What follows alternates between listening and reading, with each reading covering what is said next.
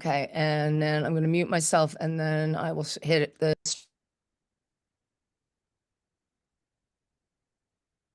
Okay, everybody, apologies for the delay. We had a little bit of technical difficulties, but we're all up and running now. We'll give you 30 seconds or so to settle in, and we'll get started.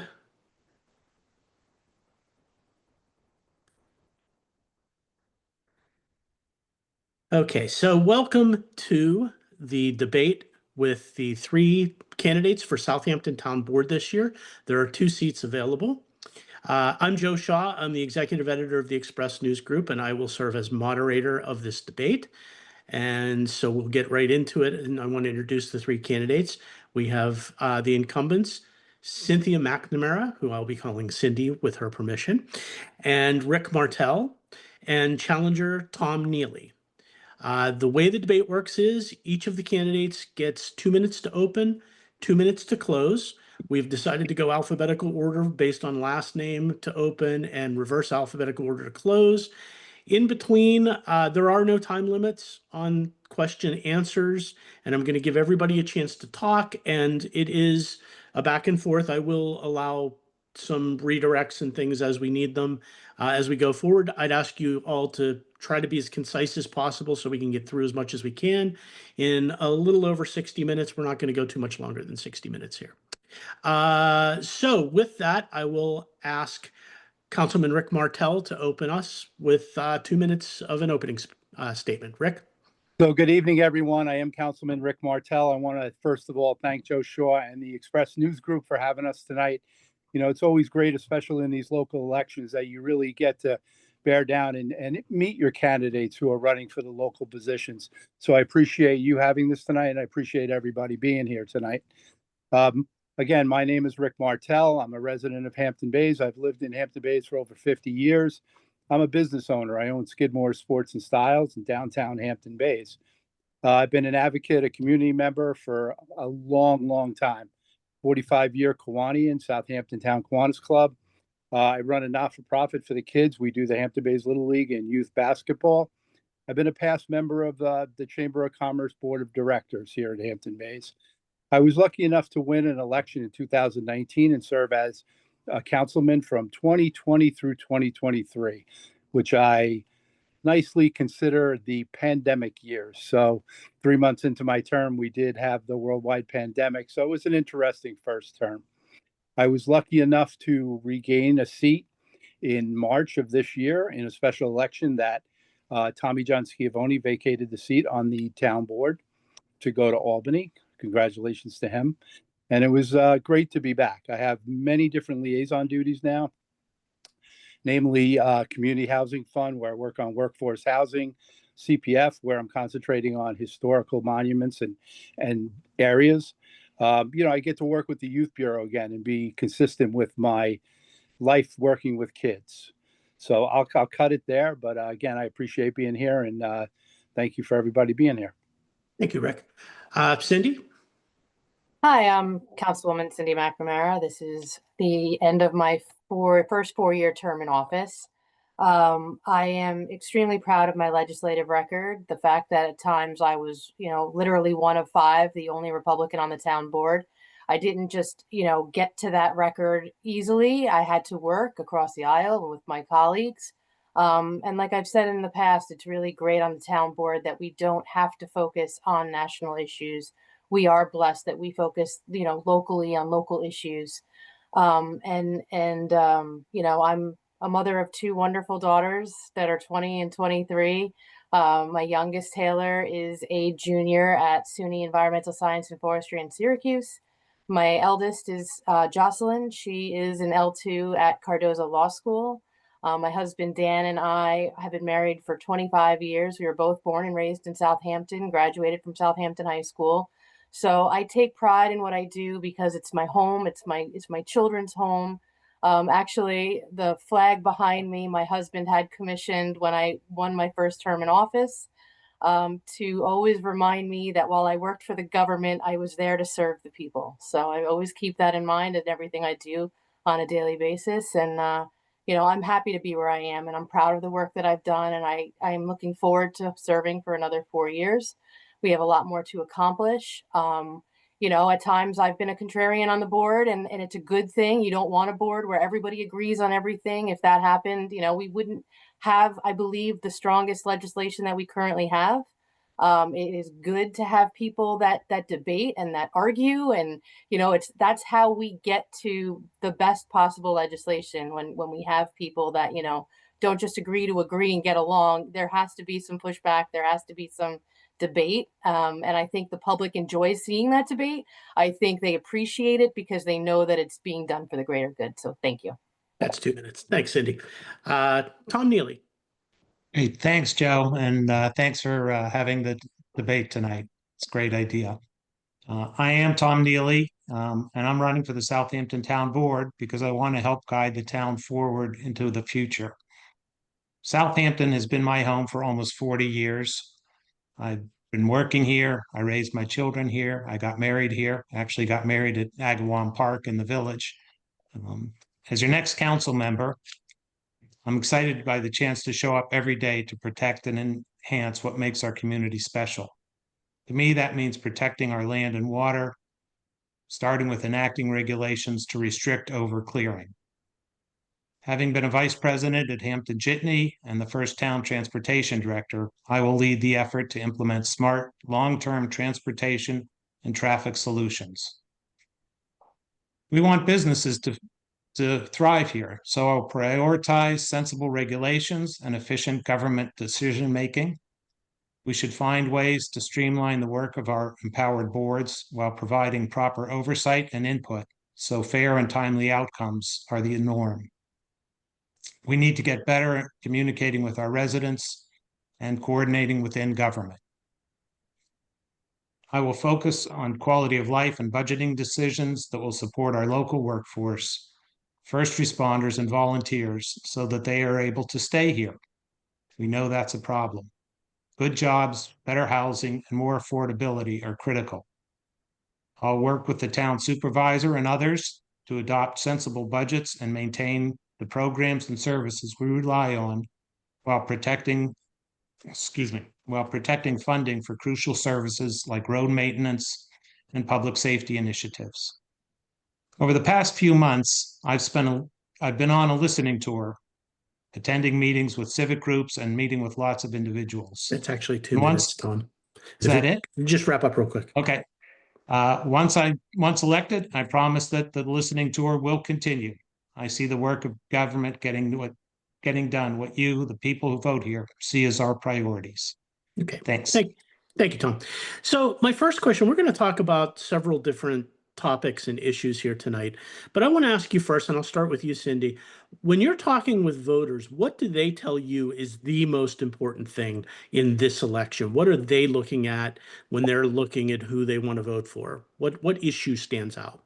I speak to a lot of parents, and for me, speaking to a lot of parents, they're really concerned for their kids. I actually had a conversation just this week with a mother who actually is a town employee, who is concerned not only about the fact that she's here, but the fact that her daughter, even though she has a good job, it's not a high-paying job. You know, it's a job in a school, which is really needed.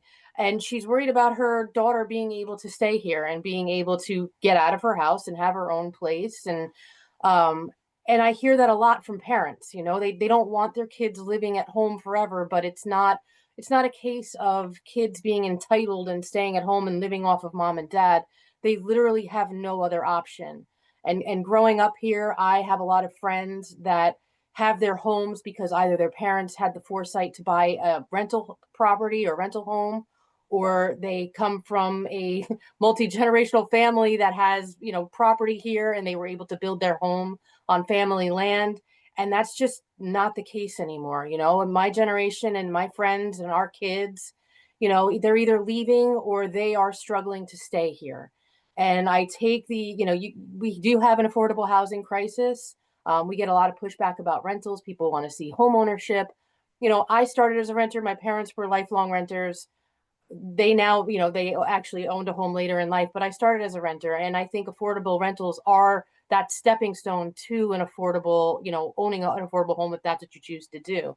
So we do need a mix of housing. I know Councilman Martel and I actually just voted with Councilman Iacilli on 79 units of housing in Quiog. And we supported that, and we supported it with funding, and they've now just gotten state money to back it up.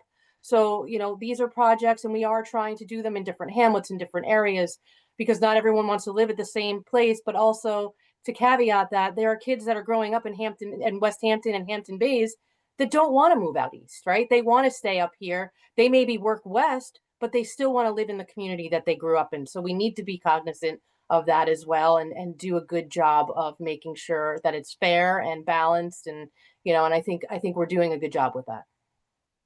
Hey, Tom, what are the voters telling you? Well, traffic is way up on the list. You know, I've been all over the town. I think traffic is a primary concern of people. Safety, of course, is always a concern. Quality of life issues, noise and code enforcement. But, you know, I'll circle back to traffic because, you know, with my experience at the Jitney, my experience at the town, I think I'm the person that would be able to lead in coming up with the traffic solutions, make things better. I was at the village sessions session you had last week. I didn't get a chance to say anything before I had to leave for the planning board. And I saw your viewpoint, your Joe's Coffee article the other day. You know, there are solutions, and I know you talked about the train, and the train came up a lot. You know, the South Fork Commuter Connection has been a success, and you know, I started that, I got that implemented, and continue to work on it on a consulting basis for the town. But there are solutions, and maybe we'll get back to that during the course of the conversation. But I think we can make some train improvements. We can make some roadway improvements. We can do things to lessen demand on the roadways. But I think that, you know, that's an issue that I'm very well qualified to jump in on. Rick, how about you? What do you hear from voters? So I'll agree with Cyndi. You know, one of the top three has to be the affordable housing crisis. I can tell you that my working with Kara back in the Community Housing Fund, we have 265 affordable units of one sort or another kind of on the docket that we're moving forward over the next couple of years. And predominantly, more than 50% of those would be east of the canal. And that's where we need it. We need people closer to the hospitals that they work, closer to town hall, closer to the areas, even if they work in East Hampton. We need them to be on the other side of the canal so that they can get to work. We can lessen the traffic. That bottleneck at the canal is just horrific. So that is one of the main things. But I'll tell you something else. As you go around, every community is different. Look, I've been liaison to Sagaponack, and I've been liaison to Hampton Bays, Flanders, Riverside, Northampton. And one lady told me not too long ago, she goes, you know what you have to do? You have to start sweating the small stuff. And I said, what do you mean? And she goes, well, it's okay that you put $3 million, say, into a new pavilion somewhere. But how about my son not being able to cross the street because there's not a crosswalk?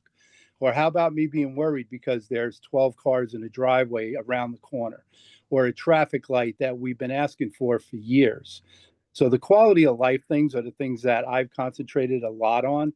And there's so many more to do that I think that's one of the big issues. We have to stop looking from the top and start looking to what the individual communities actually need. So let me start by saying that I think there's probably no topic right now that's comparable to traffic, especially in October after just having come out of the summer. And it's true for the whole region, and the town has been working with both Southampton Village and Suffolk County on possible remedies. And there's obviously a lot of things in that mix. But what I want to ask each of you is, give me one real world, realistic step that you think the town can take to address the traffic problem. Tom, I'll start with you because, as you said, you have a background in transportation. So give me one thing the town should do to try and address this. And it doesn't have to solve the problem, but just something meaningful that could be done. Right. Well, you know, a lot of permanent changes, you know, will take some time. But the first thing I think on the table is to get to the Long Island Railroad. They've got $262 million in their capital budget to make improvements to the train infrastructure. I think we've got to get to them first to get them started. That's not going to solve the problem right away, but we need to get to them first. And get that process started to, we've taken hundreds of cars off the road right now with the South Fork commuter connection.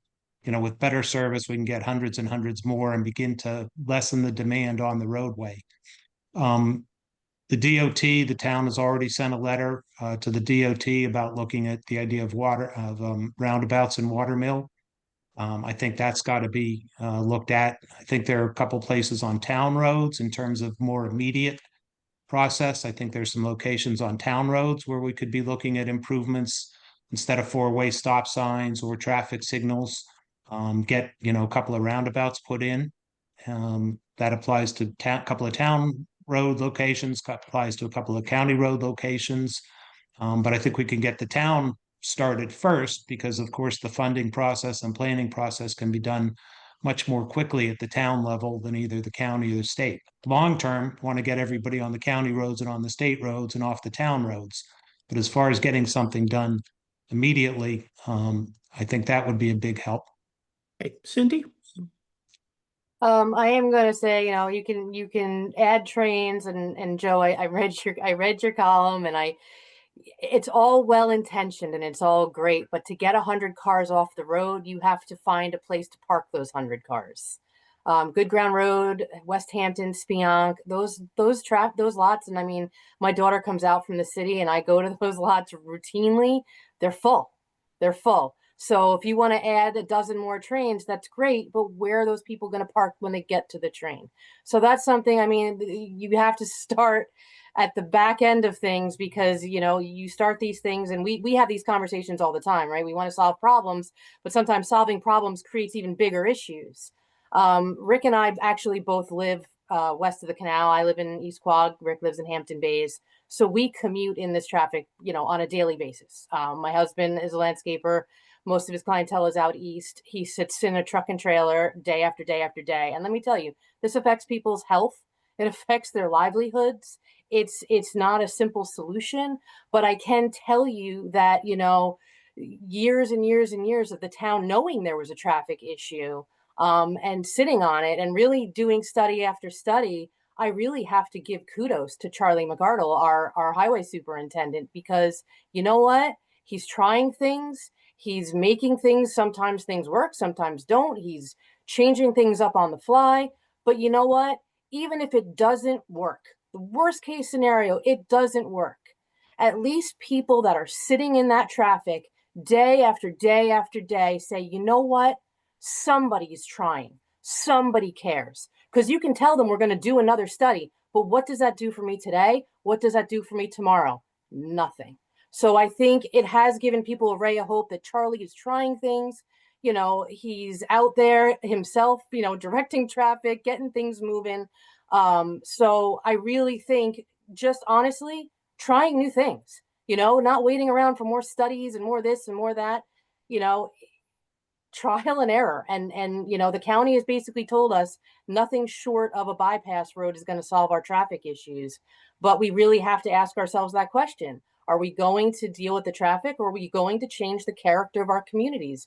Mr. Neely talks about the roundabout and watermill. It's well-intentioned and good. We have had pushback because it's a historical area and people, a lot of work, a lot of community effort went into preserving that view to Mill Pond. And, people don't want to see that change just to get somewhere a little bit faster. So, we have to take all of those things into consideration. It's not an easy fix. And if it was, it would be done already. But I think, honestly, letting our highway superintendent try new things is an amazing start. Rick, what do you have as far as an idea? So I'm happy they covered just about everything, but let's give it a shot. So as far as the railroad goes, look, I think we do need sidings. We do need to be able to pull those trains over so that we can have more trains back and forth to Montauk. Not only will it help those people who work at school districts and businesses on the other side of the canal, but it would also help our tourism industry. People just come out here, they jump on their cars on and they drive to Montauk and then they're driving around. Why not jump on a train and get off in Montauk and spend your day there and come home? The train's a great idea for so many reasons, but it is not going to solve the problem. And honestly, there is no one solution.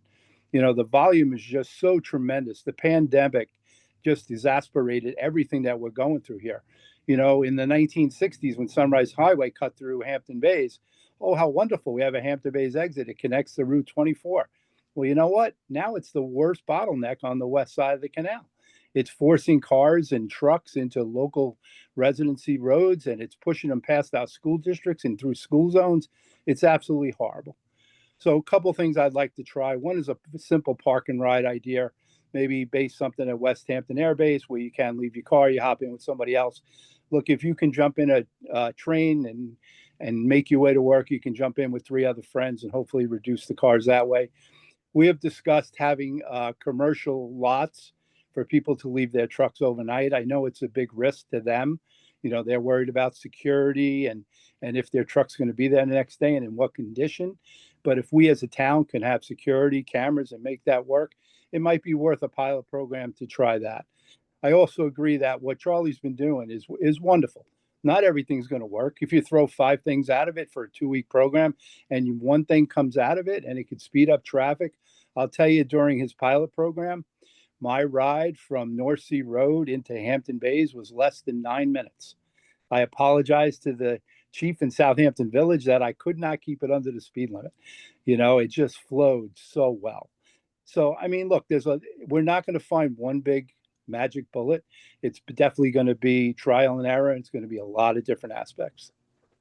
Let me ask you each very quickly. The county has talked about this bypass road and following the LIPA right-of-way as a possibility, and they seem serious about that being a real solution. Do we see that as a real-world solution? Tom, I'll start with you. Well, let me say, you know, a lot of new studies are probably not needed. Our traffic and mitigation task force, we pulled out probably a dozen concepts and studies and plans that were put together in the past, but never acted upon. And that's one of the reasons I want to be on the town board, to set priorities instead of being the staff person who just makes recommendations. It's the town board that sets the priorities. To the point about the separated road, the new road that's proposed, there was one proposed and actually funded in the state budget in the 1970s, and it was stopped by community opposition. And it stopped, and it, you know, never came back. I think while there are some reasons that it would help, i.e. get traffic that's destined for East Hampton to be on a separate road and maybe just have one off in Watermill, one off in Bridgehampton, one off in East Hampton, you know, in theory, that's a good idea. You could separate the local traffic from just the through traffic, and about half the traffic coming in is just going right on through to East Hampton. I think the reality of trying to do that is a bit pie in the sky, and it's probably a $1 billion project. You're going through properties. You know, I say the Long Island Railroad couldn't be built today. You know, environmental regulations and all other kinds of things. I don't think that that's a practical solution. I think making some improvements here, making some improvements there, getting some train work, getting some carpooling, you know, it's got to be a number of smaller things to make things better. Cyndi, what do you think? I think, you know, from not knowing, you know, not being here and not understanding the area, I think it was a laudable idea. Knowing knowing Friends of the Long Pond Greenbelt, I don't think it's a possibility. I mean, if you were, you know, I'm sure you know that they just tried to do an underground LIPA cable in the LIPA right of way, and you know, there was so much pushback that they are now going around on roadways because it's a very environmentally sensitive area. So to think that we're going to pave over it and put a road there is just it's not going to happen. You know, and I just have to address something that's like the elephant in the room. When you say you want to be on the town board to address traffic issues, and you're retired from the town where the word traffic was literally in your title, it doesn't, you know, hold much weight for me. So Okay, Rick? Yeah, I'll keep it very simple. I mean, it's a great idea if you're looking at it from a bird's eye view, and maybe you could imagine it, 50 years ago. But between the environmental concerns and the pinch points, I don't think there's any possibility that'll ever happen. Okay, let me switch gears here and talk about affordable housing. And obviously, that's another big topic for everybody. You have the Community Housing Fund now that's providing funding for the town to take action. My question, and Rick, I'll start with you. My question is, do we need to do something bigger? Is it time for the town to think about, for instance, rezoning in order to create more opportunities for affordable housing? Have we reached that point? I'm going to say no. What we're doing with the Community Housing Fund is in character with our neighborhoods and with our hamlets. I think if we just rezoned and started to build and look like Patchogue or Riverhead, it would be horrific for the town of Southampton. I think we have to cater. We do, some 30 units. We do some 70 units. We get to piggyback on other people's, developing where we can invest in affordable units. That the idea that the Community Housing Fund is a tool that is not so restrictive that we can then turn around and repurpose buildings. We can have first-time buyer programs. We can help with down payments. Like there's a lot of different ways to get a lot of, like I said, 265 units are on the drawing board right now, and none of those will ruin the character of where we live. And I think that's really important. So to just rezone for the sake of rezoning, I think you're going to double up on the areas that are already overcrowded, mainly on the west side of the canal. What do you think? Well, the town is looking into updating the comprehensive plan, and I think that's something that should go forward. It's been 25 years since that plan was originally adopted, with a couple of amendments, sustainability and transportation, a couple of others added since then. But I think it's time to look the comprehensive plan, kind of take a step back. Zoning would certainly be a part of a part of updating the comprehensive plan. I think it's time. Conditions have changed. The world has changed. I'm not sure anybody predicted the population growth that we've had out here. Certainly, the traffic growth that went along with it. So I do think we need to look at zoning, but kind of that bigger umbrella of looking at all the elements of our comprehensive plan. Cyndi? So we did actually update the comprehensive plan with a housing plan that we had to adopt to use the CHF fund. And then in that study, we looked at all of our hamlets, what our housing requirements were need. We looked at income levels. We looked at a whole bunch of parameters, and that new housing plan is part of our comprehensive plan. So even though we haven't updated the comp plan in its entirety, we actually just went through an exercise where we looked at the comp plan, and actually, believe it or not, a lot of the overreaching goals of the comp plan, because that's the kind of 3,000-foot view, a lot of it's still in play. As for changing zoning, we have to. I mean, even the 10 units that Councilman Martel is speaking of, 10 units, 30 units requires us to change our zoning. I am actually sponsoring a resolution in the next few weeks here to implement a affordable housing overlay district, which will be a floating zone that we can use as a tool as the town board for projects that we are applying community housing fund money to, because those projects are generally under 35 units. They're on, an acre and a half or more. And we have already gone to the community, and we wouldn't be giving them CHF funding if the community didn't support those projects. So I feel like we need that tool, right? We can't say we're going to put money on something and then have it sit and go through, the extensive, change of zone process that, requires so much more work and time when it's a project that we believe in and we are funding and the community has support for. And we're talking nothing over 35 units.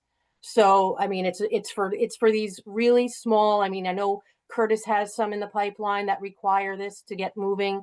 And to sit and say we have a housing crisis, but we're going to, make this bureaucratic process that nobody can get through in a timely fashion if there's a crisis, all hands on deck, we have these tools that are at our disposal. And so, I'm working, to try to get that done and make sure that these projects that we have that have community support, and we are so blessed to have the community housing fund and have local money to do these projects, because a lot of communities don't have this.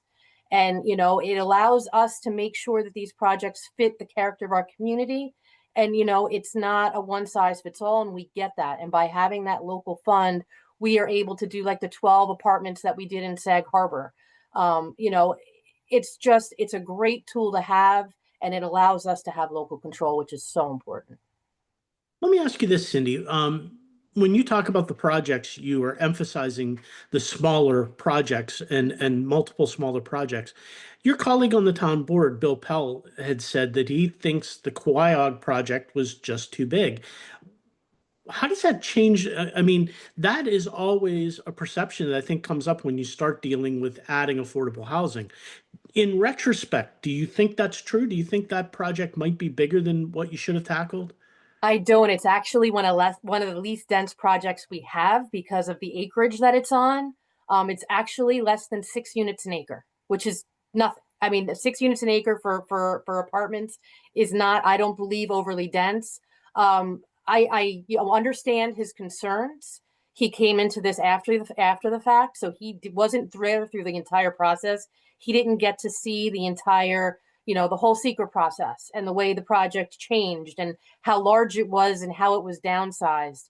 He wasn't there to see how we clustered all of the units on one section of the property and left open space. So I think it's different when I understand his concerns, but I think having lived through that whole process, or the bulk of it, I did come in after I believe the elect to consider was already done. And I believe the elect to consider was well over 100 units. And we, through the process, got it down to the 79 that it currently is. But you have to believe in these projects, right? You have to buy. If you are saying that there is a housing crisis and you have it in your purview to approve less than 6 units an acre and put 79 people in affordable apartments, you have to do it. I mean, there comes a time when it's either you have to take, and I'm fully willing to take the negative feedback. I'm willing to take the hits because I know it's for the greater good. I know this is stuff that we need, but I do also totally believe that it has to fit the character of the community. And if we hadn't downed the units and clustered it like we did and left open space, I would have concerns if it was a giant 4-story complex in a, residential area, but it's simply not. There are 2-story units, keeping with the scale and the character of the community. So, like I said, if you're going to say we have a housing crisis, we have to deal with it. How do you feel about that project? Do you think the Quiog project ended up being a proper size? Do you think it's too big? I think the overall size is, okay. I think ideally you want to try to go smaller, but it is at the point where it was reduced, it was larger, it was reduced, and it's still in front of the planning board for one more approval. It's been through a very long process. I think this is an example of, one of those projects that there's got to be a little bit of a better way to get through the process. But I do think the size, while not ideal, is okay. And I think it should, well, I'm on the planning board, so I don't want to make any other comments about it. Understood. Rick, what's your So thoughts? Joe, real quick, I'm going to back up. The reason I said no zoning was I didn't want to see no rezoning across the town. Sure. I consider the overlay affordable housing zone that we could drop in where needed is already a tool that we have in our toolbox. So as far as Quiog goes, yes, that project I think started at 180, went to 140 quickly, dropped below 100, and they were still, we were still working on, because I was with that project almost the whole way through, was to get 78 units plus 1 caretaker unit. We do have a lot of open space. The density is well below most of the other things that are proposed, and especially like in the town of Riverhead, it's dramatically less per acre than what they do there. So I want to say that in perpetuity, we will have 28 units of affordable housing. Whatever happens, we control 28 units of affordable workforce housing in a community that desperately needs it. So it's a one of the bigger projects, yes, but I really do think it fits that area. I believe with a road that's so easily accessible to downtown West Hampton and also the ability to go east, I think it was a good spot for it, and I supported it the whole way and continue to. Let me switch gears here. You have an issue before you on the board, and Tom, I'm interested to see what your position is on this. And I'll start with you, actually. The future of Poxabog Field in Sagaponack. If you were elected to the town board and you were voting on that, what are the factors that you would weigh in deciding which way to vote? And where do you come down on the idea of preservation versus whether preserving it as a farm field or preserving it as open space? Well, I drive by that almost every day. I live off of Sag Road. It is a pretty scenic view.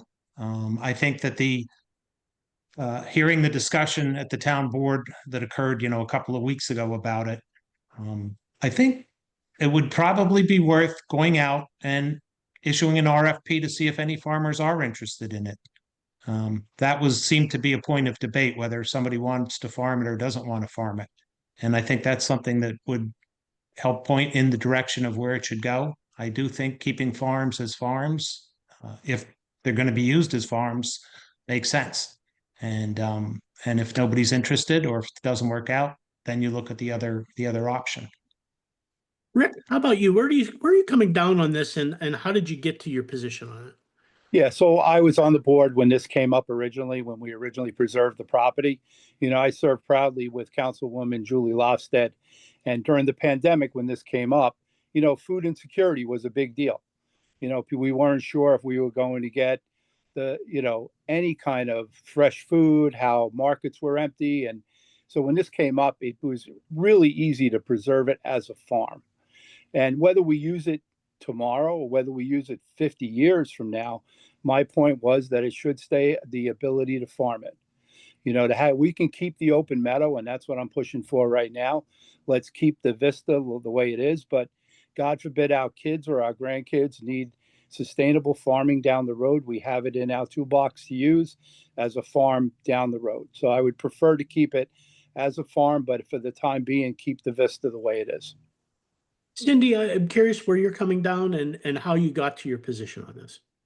So I am all for keeping it as it is. And actually it was kind of funny because I owe my position in part to Dave Dayton and in part to Adam Halsey and a few other farmers that I've spoken to.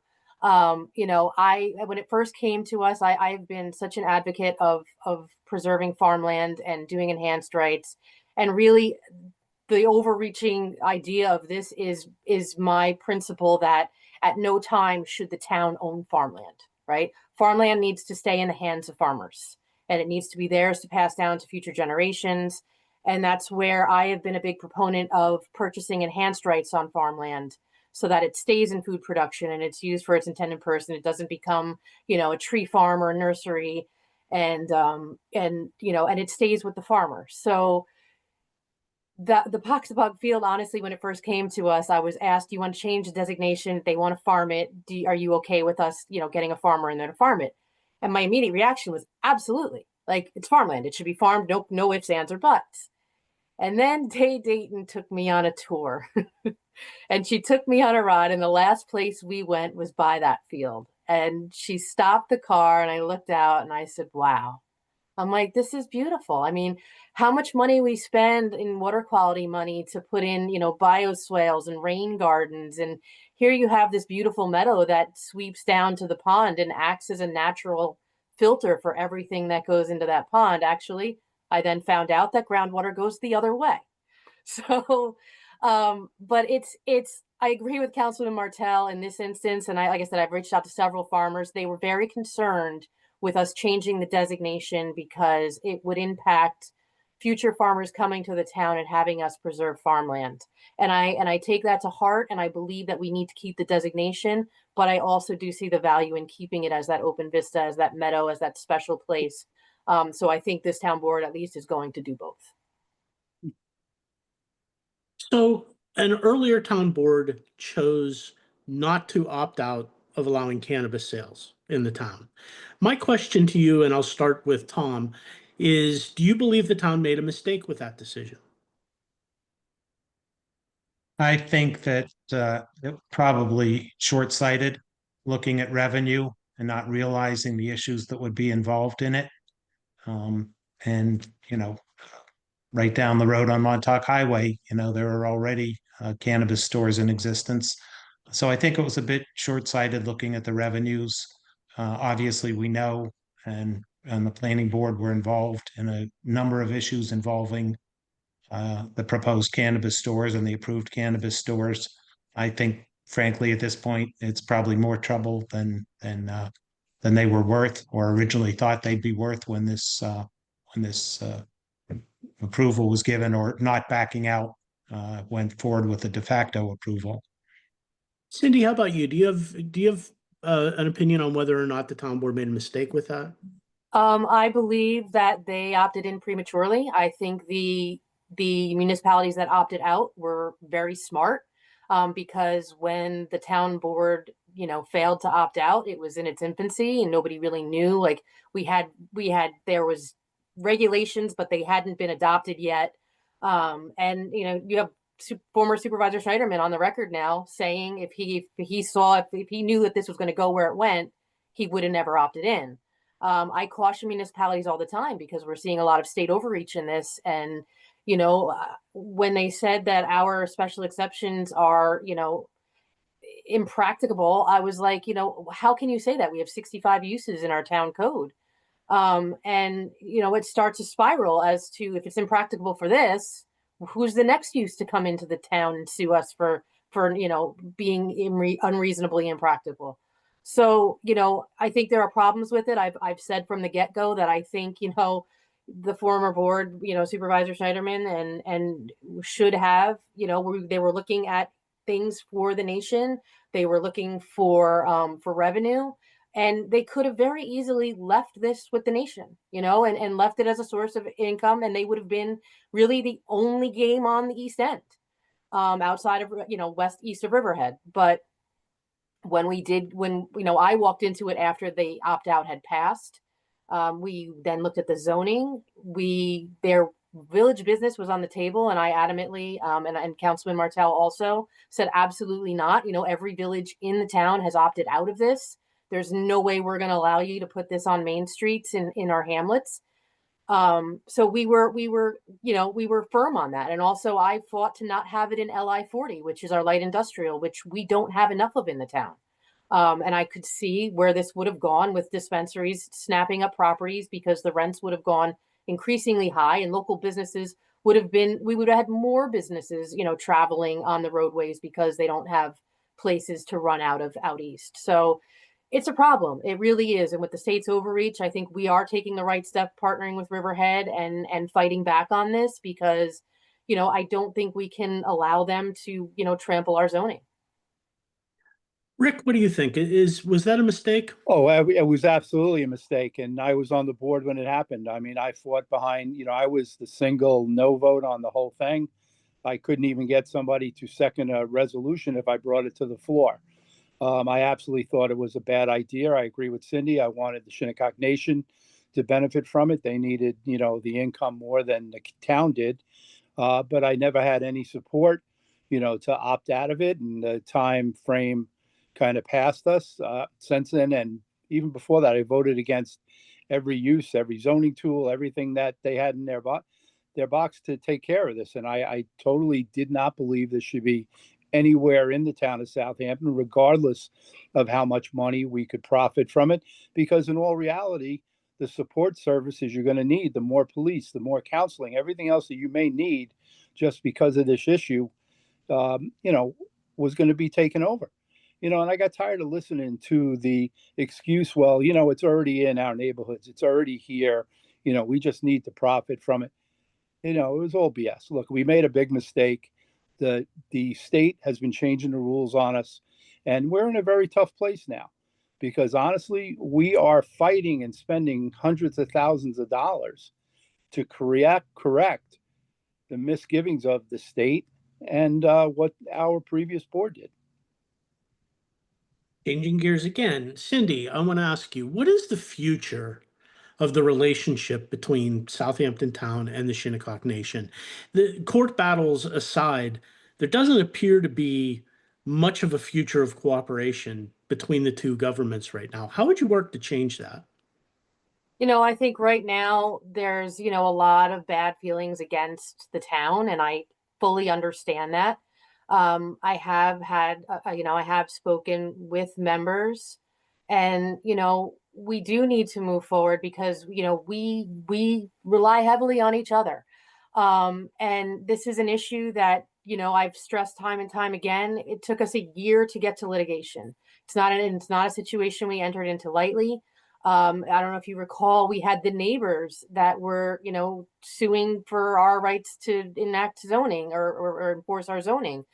So we really are tasked with enforcing our zoning, and every court decision that we have to go on has said that that parcel is subject to town zoning.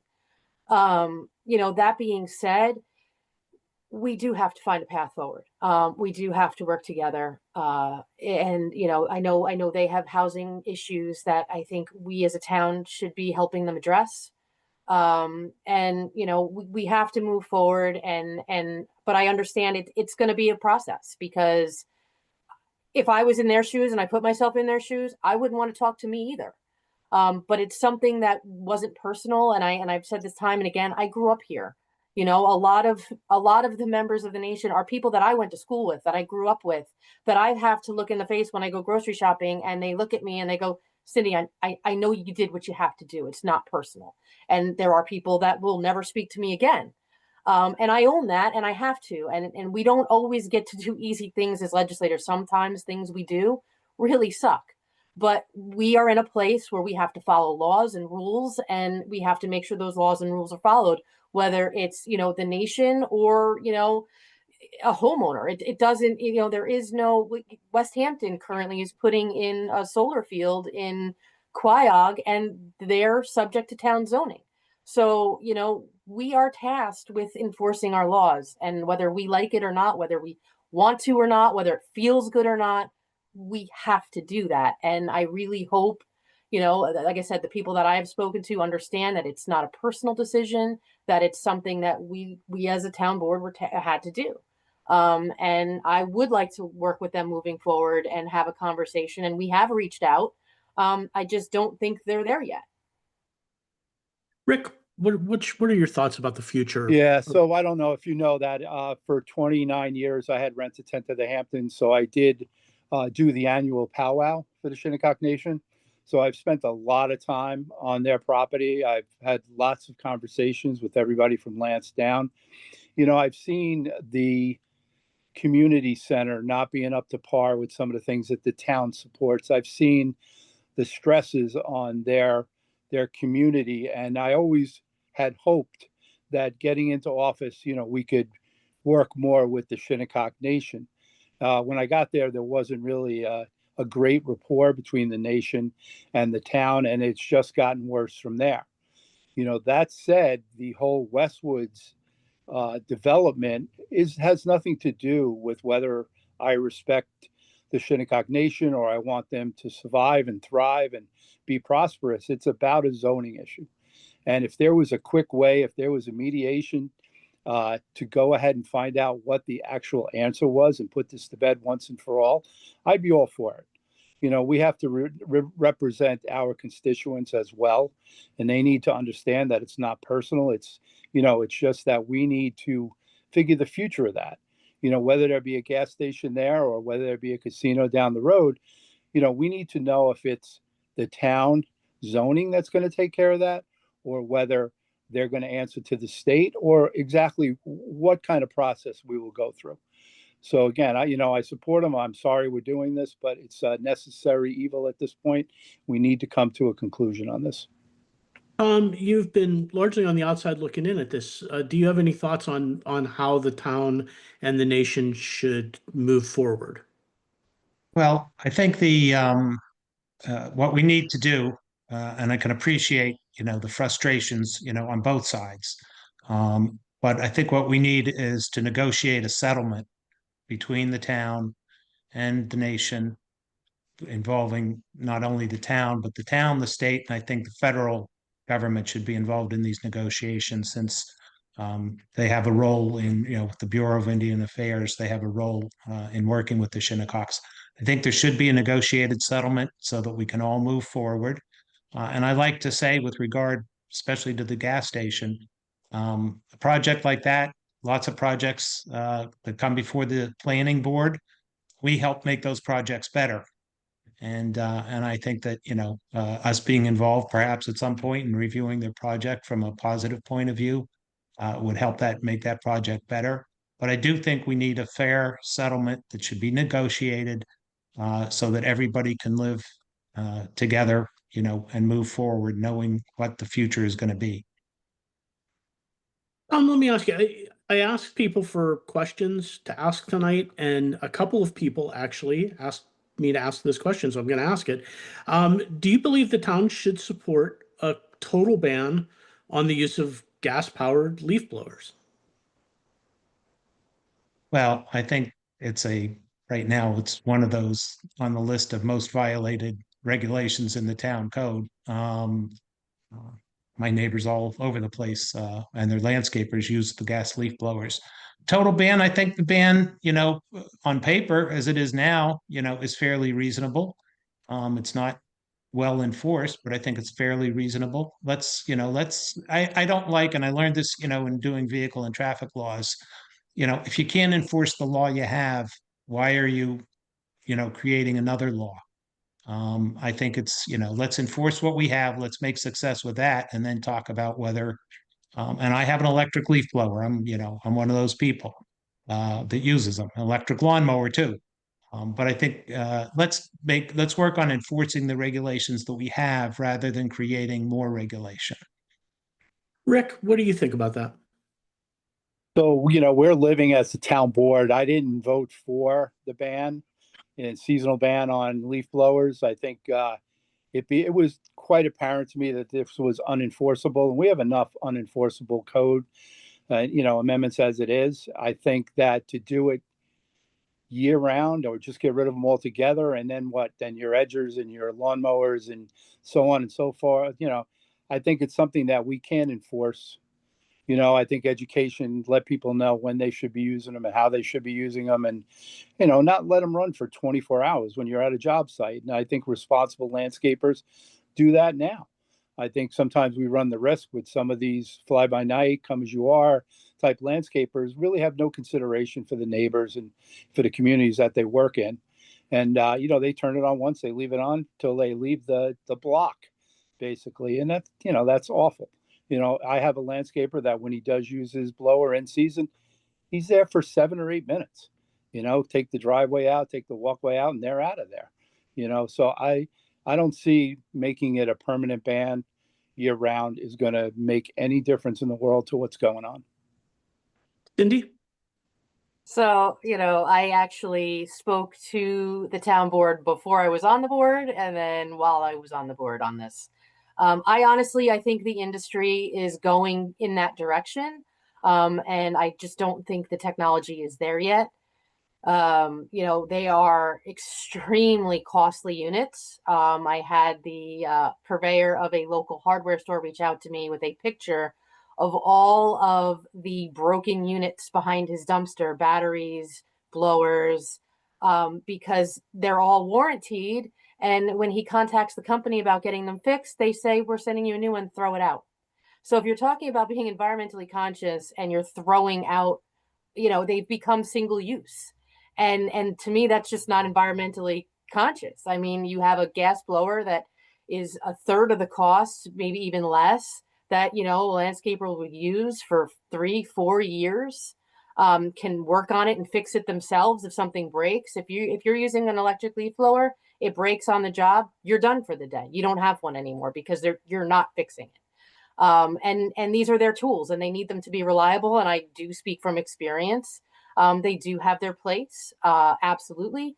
And I think they are, during the season able to be used, reasonably. But then again, when you have landscapers out with gas generators running in their trailers to charge batteries, it's just defeating the purpose.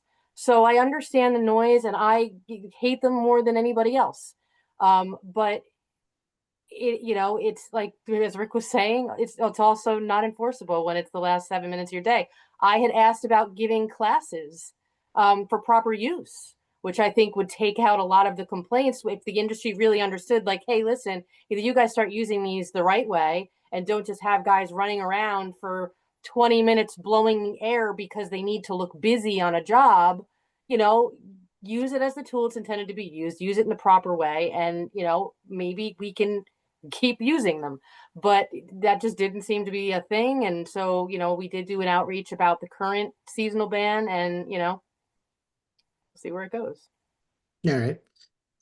One last question before we go on to closings. And Tom, I'll start with you on this. We did a lot of reporting about the behind the scenes machinations that went into the ballot in Southampton Town. And there's been some criticism of it in general. What should voters take away from the politics that created the ballot in Southampton Town this fall? Can you clarify exactly what you mean? Well, there were certain races that are not contested and certain races that are, and candidates that got endorsements and candidates that didn't. What should voters take away from that process? We've had letter writers and we've had columnists who have said that they think the process wasn't fair. What do you think voters should take away from that process? Well, make it clear, I'm a candidate. I was not part of the selection committee or the decision-making people. So I can't comment specifically on why things were done or weren't done. I see a lot of things in the paper that, all kinds of, conspiracy theories and, backroom drama or whatever it might be. I can only really speak to, my situation. I was interviewed by a screening committee. I was offered the position. I took the position. I do think it's good to have, robust ballots out there. That's why we're here tonight. And I think it's good to have people at every position, at every office, have somebody to, have two people challenge or whatever it might be. I think that leads to a healthy outcome. But again, I was not part of any of the decision making with regard to that, other than my own being interviewed and being offered the position tonight and accepting. Okay, Cyndi? I can't speak to the selection process because I wasn't part of it. I did my interviews like every other candidate to get on. I don't know, how many, I didn't know who was running, how many slots there were. Had nothing really to do with that process. I've said time and time again, I love my job. I hate politics. I didn't do this to be a politician. I can actually show you my text to Terry Kiernan saying we need people in government with common sense. How do I run for local office? That's how I got involved. This is the second time I run. I can't speak to the ballot selection, but this is the second election cycle in a row that I have run, and I have been barraged with negative, nasty campaigning. 15 minutes before this debate started, I got a text from my 77-year-old immigrant mother saying, Aunt Carol got something in the mail that's nasty about you. Is it true? And I was like, Mom, is it true? I said, I had a conversation with her about, Mom, just because people put things on mailers doesn't make them true. And it's my daughter actually went and fact checked all of the citations on that mail piece that just went out and just blew them all out of the water. I have to question the fact that I am the only female candidate and the only one being negatively attacked again. And we are in a day and age, the town board just passed a resolution on civility and toning down the volume, toning down the rhetoric and keeping things, above board. And I have to say, kudos to Robin Long when she was vice chair of the committee, because that was the cleanest race I ran. We ran on the issues. There was no mudslinging. this is just downright nasty, and there's really no place for it. You know, and you really have to ask yourself, you know, is this what you want to see politics become? This is why good people don't seek office, because nobody wants their family to see them go through this. Nobody wants to be put through this. And it would be one thing if they were attacking my actual record that I have, that I'm proud of. They're not, because there's nothing on my actual record to attack to the point where, you know, this is at. But as far as rhetoric goes and the political violence that is out there, to send out mailers calling somebody a MAGA extremist, you know, I have to leave my house in the day and wonder, is there somebody there that thinks that that's me? And I get taken, you know, something happens to me for that reason. And it's really alarming to me that, you know, this goes on. And I think it's really up to the voters. You know, if you don't like the deals that are being made, if you don't like the negativity, like, don't be a part of it. Rick, do you want to comment about the politics of this season? Yes, I'll give you a quick answer. I mean, the answer is that we usually do not know what's happening at a higher level. We don't know what's going on at a county level. We all screen in front of our respective committees. We give our speech to our constituents and our committee members, and you know, we hope that we come through the nominating process and end up on the ballot. And that's how simple it's been for me. I've never been involved in the back door or backroom politics. I don't have any decision-making power. I'm proud to serve my community. I do it with pride, and I do it as you know, the best example of a citizen and as a town employee as I can. I don't consider myself a politician. You know, I consider myself someone who's very knowledgeable on a lot of issues. I'm here not to make a paycheck and not for any glory, but simply to do the right thing for the people around me and the people in my community. And hopefully that carries over for generations to come. So as far as the decision-making for ballots, you'll really have to call up the county and the state. Okay. Tom, going to give you a chance to give the first closing statement. I'll give you 2 minutes. Okay, thanks, Joe. Appreciate it. And I'm really glad you had this tonight. I appreciate it. We unfortunately didn't get a chance to talk about some of the things I wanted to from the village session the other day about Peconic County or Peconic Transportation Authority or a Peconic Improvement District, a Transportation Improvement District, all of which I think, you know, especially a Transportation Improvement District should perhaps be on the list to be discussing for a better way to handle our local transportation infrastructure.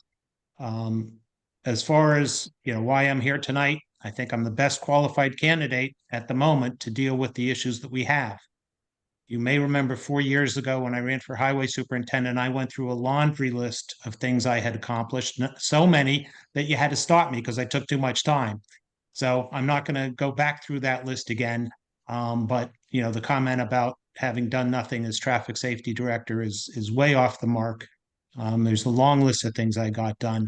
And the reason I want to get up on the town board is because I realized you need to be on the town board to set the budgets, to set the priorities, to be able to go see, you know, Charlie Bartha, head of Suffolk County DPW with the county, go see Rich Cousin, who's the regional project manager for Long Island Region 10 DOT. You need the authority to be able to go and influence people to take action to get things done. And go see the Long Island Railroad president. That's what we need to do. And that's what I want to be able to get in there and do, is to start to jumpstart projects, get things moving. It's taken years to get to the point here that we need to really start acting on things that are already down, already ready to go. And I'd like to, you know, thank you, Joe. And I'd like to ask for the voters in the town to vote for me on November 4th, and early elections, I think, start October 25th. Thank you, Tom. Cyndi, I believe you're next.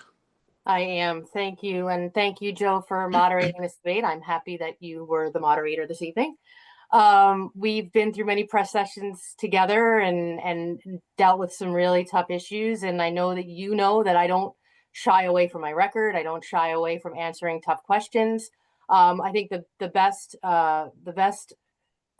compliment I've gotten is, you know what, even though I don't always agree with what Cyndi does, at least I know where she stands and why she stands there. And I will continue to lead in that way to make sure that the constituency knows my views and my standing on things. It's been a long election cycle, and I'm sad that once again it's ending on a negative note. I would encourage everyone, if you're watching this debate, chances are you know my record, you know who I am. I'm asking you to please get out and talk to your neighbors and your coworkers, and let them know that this is an important election. And, there are consequences for this election. This is the second time that my opponent has had the ability to address the issue of being completely negative and attacking rather than leading. And, the first time he said that it was freedom of speech, and this time he hasn't even bothered to address it at all. So I think that speaks to his integrity more than mine.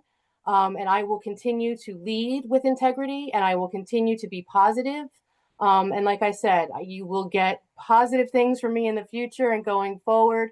And I look forward to working with the board, continuing to work with the board, because I think, honestly, our board is doing a pretty good job. And that is something I am hearing from the voters, that they're happy about the way the board is working together. We don't always agree, but we're respectful and we have dialogue and debate, and, and that makes for healthy government. And I'm asking for your vote on November 4th so that I can continue. Thank you.